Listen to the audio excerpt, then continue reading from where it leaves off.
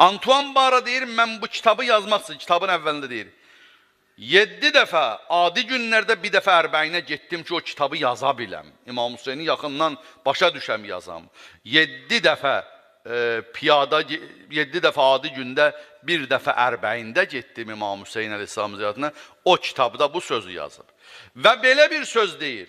Deyir, bütün məzhəblərin, bütün dinlərin böyükləri ölən kimi o dinlər, o məzhəblər zəiflədi. Musa Peyğəmbər dünyasını dəyişən kimi Tövratın sonu çatdı, Yahudiliyin sonu çatdı. İsa Peyğəmbər çarmığa çəkilən gün xristiyanlığın fatihəsi oxundu.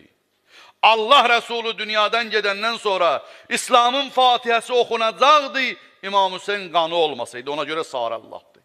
Bilirsin nədir? Deyir, İmam Hüseyini sevərlər. İmam Hüseyinin xətti ölməyəcək qiyamətə qədər. Niyə? Ay Xristiyan, niyə? Deyir, bu şiyələrin qırmızı keçmişi, yaşıl gələcəyi var.